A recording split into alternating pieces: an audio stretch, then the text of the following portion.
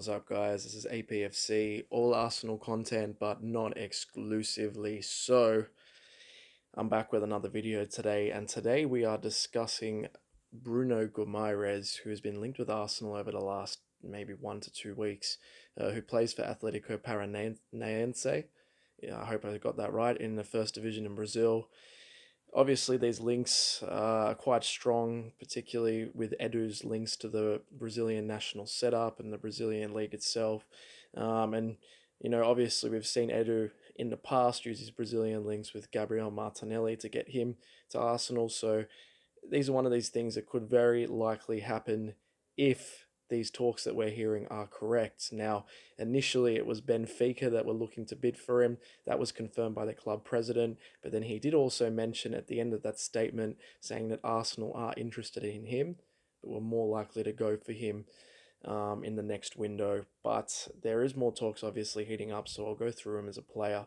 Um, I've watched a few highlight packages of Bruno Guimareas. To be honest, I don't watch the Brazilian league. No disrespect to it, I just don't watch it, and it's very difficult to be able to find here in Australia to watch the games. And yeah, so I've gone through quite a few highlight packages over the last hour or so, and usually when you're watching these sort of YouTube videos, the highlights of players, it sort of can make the player look by far better than he actually is. I will say though, when I did watch these videos regarding Bruno Guimares, he's not exactly a player that totally inspires me. I do understand that Xhaka is probably going to be moving on at the end of the season, and I think from what I'm hearing and what I'm seeing, Arteta's plan seems to be to bring in another midfielder. I assume to play with Lucas Torreira. But yeah, I've had a look at this one, and to be totally honest with you, I'm not 100% sure this will be the right move.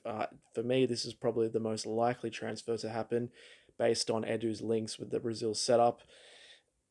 Didn't really inspire me when watching the videos. I will go through some of the things that I noticed about him, is that I will say he looks a lot more dynamic than Xhaka. Um, he looks a lot quicker.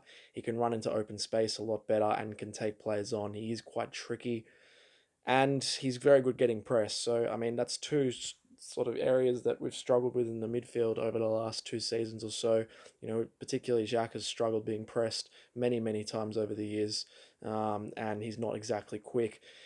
Bruno Guimares looks a lot quicker, but I will say the pace of the Brazilian league is a million miles below the pace of the Premier League. So, even with the highlight packages, I could sort of gauge that Bruno Guimares is playing in a league that is not really a quick league in any sort of sense of the word. And that's no disrespect to the Brazilian league, but I have been to a game over there and I've seen bits and pieces, and it's not exactly the fastest flowing football um, compared to any other league in Europe, not just the Premier League.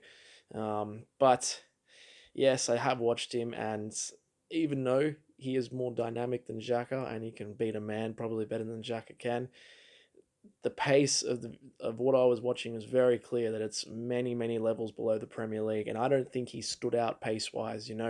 Maybe when we were all watching Martinelli clips before he joined Arsenal, you could visibly tell, you could visibly see that he was miles and miles above that sort of level. When watching this, it didn't really give me a glimpse or an idea of the sort of player that he would be playing, not just a Premier League level, but the level of Arsenal Football Club. Now, I'm not saying he wouldn't be good enough for the Premier League, but I just think it's too much of a risk to take to bring someone like him in, particularly when you see these sort of links with James Maddison and Frank Kessie. James Maddison, you could say that he's quite unrealistic to sign. Maybe even next window as well. There'll be a big price tag on him, and I just can't see us spending massively on a centre midfield at the moment. But that's unrealistic. But someone like Frank Kessie, I would be looking to, go ahead with him any day, simply because, when I've seen Frank Kessie play, you could argue that the Italian league's not very strong in some respects. It's probably the weakest that it's been in the last 20 to 30 years at the moment. But you could see when watching these games that Frank Kessie is at that top of the not the food chain, but he's at that top sort of level within the league, and he has that ability to step up to the Premier League. I think 9 people out of 10 would see that with this guy, I really don't see it. And I think this will be a big risk. You could get away with it when you're going for a player like Martinelli because he was 17 or 18 at the time. And, at that stage, if it doesn't work out, it doesn't work out. You sell him off and you probably make a profit on him anyway. So no financial loss, no real time loss on him either. But for this, considering he's 22, he's still very young. I understand that. I just think it would be a massive risk to take to fix our midfield for a Brazilian league player to come in, one that no one's really heard of before. And that doesn't necessarily mean anything because there's been many players that have come to the Premier League at all sorts of different clubs. No one's heard of them, and they've come in and they've made a huge impact. But I don't know, he just seems like the sort of midfielder to me that I could more see him at like a Everton, or maybe not even that, like, a bit lower, more of a mid-table Crystal Palace or something. For me, he doesn't have that X factor to step up to the level that we need. And we're always talking about Champions League qualification. You can't possibly replace a player that played the role like Aaron Ramsey, who is now at Juventus, with a player that has never played not only in the Premier League but across any of Europe's top five leagues, and he just doesn't seem to really stand out in Brazil. Yes, he's more dynamic than Xhaka, and he has quite a good passing range. I've noticed that he anchors Atletico Paranaense at times.